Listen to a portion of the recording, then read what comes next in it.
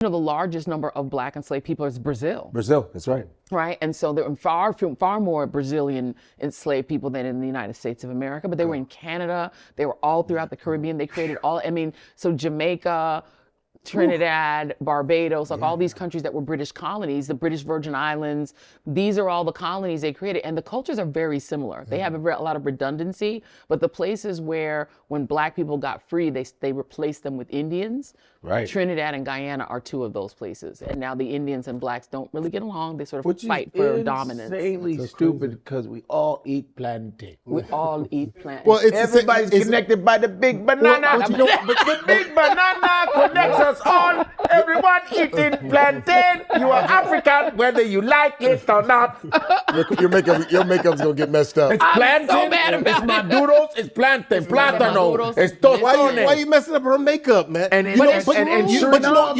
know where else? You know where else we're seeing that though? That same type of division where you're talking about the Indians and with the blacks and the Black and Indians. We're seeing the same thing here in the United States though with Black Africans, Black immigrants. We're seeing a lot of that, and a lot of that has to. We were talking about that. Colonialism. There's not a lot of information. And I don't say information, teachings of colonialism and how colonialism destroyed Africa. And likewise in Africa, there's not like a lot of going on about the civil rights, right? Because you're all the way in Africa. So when the two come together, it's like, this thing that's happened, And I think the difference is that there are three sort of sets of Black people that are in the diaspora. They're the Africans who were enslaved in their own home. Yes. If you were Kikuyu or you were, a Xhosa person in South Africa, they enslaved your ass right there. And when they were done enslaving you, you got rid of them for the most part. They either left or they left behind their colonial system, but they colonized you in your own place where you live. Then you have the people who were stolen, and you either went to a country like a Brazil or to the Caribbean, and so you experienced just horrific, degrading slavery, but that was about enslaving people and then using their bodies up and then letting them die and then going and getting more. Yeah. And so you had a more holistically Black culture because you really maintained your Africanness in a lot of ways. Yeah. And then when you died, they just went and got a different person. You weren't like being bred like cattle. Yeah. Chattel slavery really only took place in the United States and Canada, but mainly, right? And so this is a different mentality. Yeah. These people were told that slavery was endemic to being Black. The African Americans were sort of taught or told that just being Black or having any African ancestry meant that you were endemically a slave forever.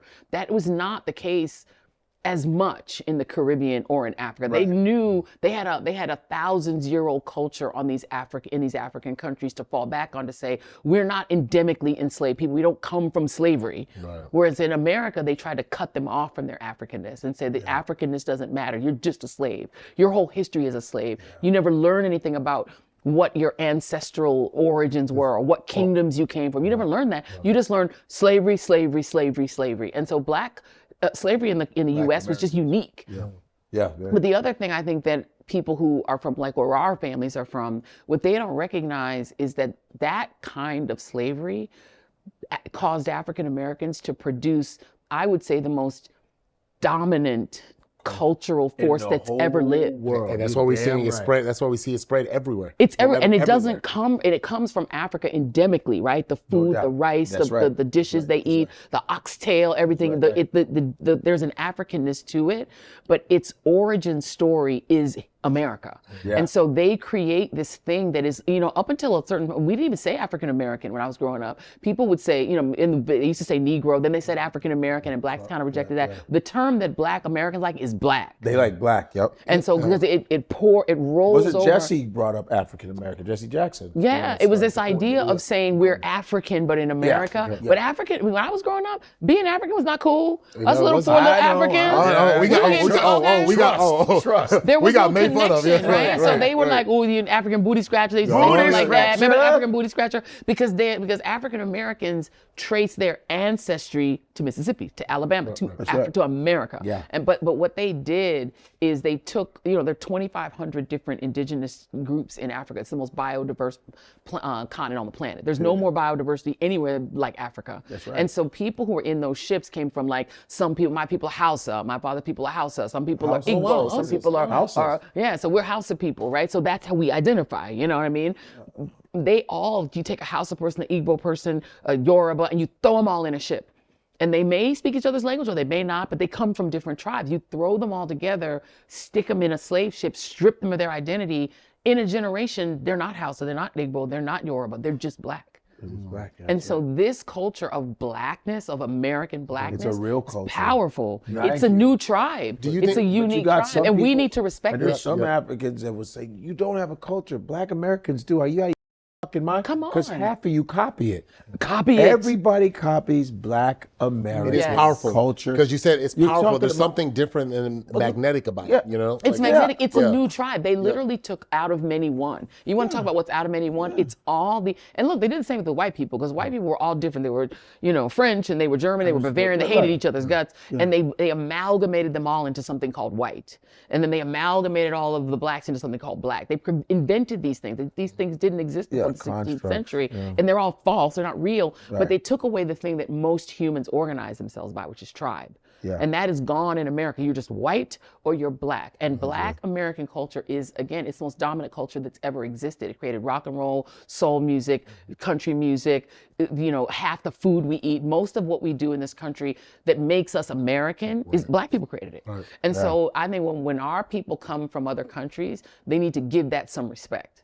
They need to treat that with respect. But also, I wish American Blacks could get the chance to learn what colonialism did to Africa. Because it's not like African people didn't suffer. And I think there's a sense that African people sold us away and forgot about us. But they forget those people were destroyed. As Michael Harriot said when we had him on for our Black History special, if Black people were selling other Black people, why did you need a fort? If this was a transaction that was mutual and the kings of Africa were just selling off Black, well, then why did you need to build giant forts? You build giant forts because you were having wars with those kings who you were stealing their people. You wouldn't need a fort if you were selling and buying. And that's something that people like. That's the information that gets passed out a lot. You hear, well, your people sold. They love to throw that out there. Take the burden off them. Yeah, That's because, correct. Yeah, because the history gets distorted that way, and it minimizes. And I've always been a person, and I know they trash me on online, but I want to know, like, what is the connection point? Because you said it. Once that happened, it cut the connection. I literally physically saw it when you said that, almost like a cord being like. Is there ever going to be a connection point between African immigrants and Black Americans? It's already happening now. Yeah. It's happening now. Yeah. If you go to Ghana right now, you will see African Americans on every street. They're getting their residency, they're getting their citizenship, they're moving back, they're reinvesting. Africans, we reconnected the umbilical cord ourselves. And that's why you always talk about white people are mad. The 1619 Project was one of those moments where Black people said, no. We're going to recreate our own history. We're going to tell our own story. And that story does not mean that we come from slavery. We don't come from slavery. You all come from oppression. You guys come from robbery and theft. And you need to own that. But we are starting to tell our own story and reconnect ourselves to Africa and really invest in Africa and realize there's a huge bounty of human capacity, of financial capacity, and that together we're like the most powerful weapon on earth. Yeah, and I feel that energy. I've done 9 countries. I want to go to more countries in Africa. I want to do all 54. Same. I want to be able to go to Madagascar and say I met somebody from Madagascar. But like what I noticed And bring back a wife for your friends. but what I love is there is this similarity and this connection through all of the countries I've been to in Africa. There is this connection that I feel the same being here, growing up in America. And I'm like, I just want to see and minimize or eradicate the confusion that is the distrust or the pointing fingers at each other. Well, you guys are this way, or you look down and you think you're better. You're an African booty scratcher. Well, how do you think they stole us? Yeah. I mean, their method was to say, hey, tribe number 1, sell me somebody from tribe number 2, or give me your prisoners of war from that tribe. Remember, these people didn't think of themselves as all Black. You're this tribe, I'm that tribe. If I have prisoners of war from the other tribe, okay, I'm going to go ahead and let them go to you. And then they got greedy and said, it's not enough for me to give you your prisoners of war. I'm going to go back and just take people, right? But it did start out as, I'll take my prisoners of war. They didn't think it was going to be endemic slavery forever. Right. And then once they got greedy and were come and taking people, then there were the fights. But even in the Caribbean, there are a lot of African Americans who think of Caribbean Blacks as foreign. They're probably your cousins. If you're in New Orleans, you're probably Haitian. You know, I mean, if you're in Florida, you are probably from Barbados because you probably have first cousins in Barbados. You know, they would drop people off in the Caribbean and then sell them to South Carolina. Like the route was often Caribbean, then the U.S. That's where they would break slaves usually. In the They would Caribbean. break them in the They would break Caribbean, them, 100%, and then bring them here. So Wow. it's like a lot of people, their first stop was not Virginia or South Carolina. It was Jamaica. Yeah, it's crazy.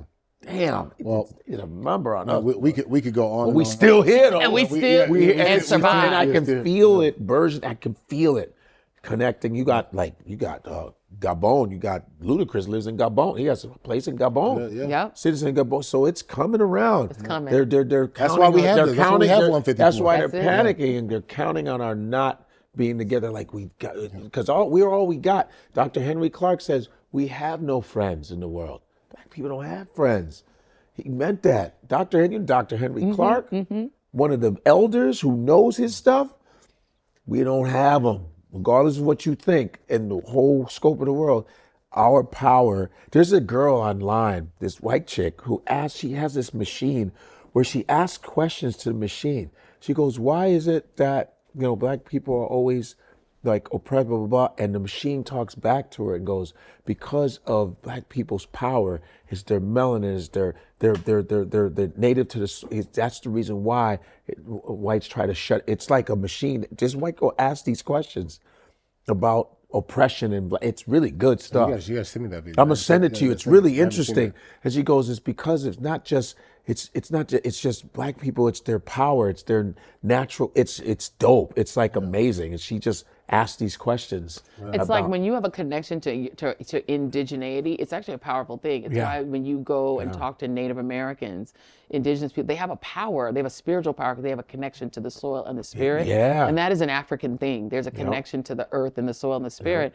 And if you can reconnect yourself with that, Europeans worked very hard to disconnect themselves from that and to eradicate that from what they considered to be high society and being, what they saw as being civilized. Yes. But being civilized meant just cutting yourself off from indigeneity. And so, which is what you're seeing, like people who are from Europe that go to Israel try to reclaim, right, and steal back. But what black people have is sort of a natural indigeneity. Like we're just naturally indigenous people. The food we eat, the rhythm, the dancing, the music, the gospel. It just comes out.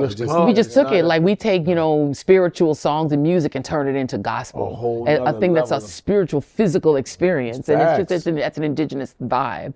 And so that vibration is common to everyone black, whether you're in East Africa, West Africa, Caribbean, Brazil. All we need is to try to get over some of the phony, false separation that Europeans actually used to steal us. And it was a tactic to steal us. And as long as we fight infighting, they can keep stealing us. And so that's how we have to learn. I want the infighting to stop. Like that has to stop. The last thing you want is to turn around and it's the people who look like you and have the same roots as you. History different, but roots are different, and to get that, like, that's what I want. You know what I mean? But like then that there's the sellouts, like the defective Negroes that I talk about. Stephen A. Smith, the Larry Elders, the Candace Owenses, all of those defective.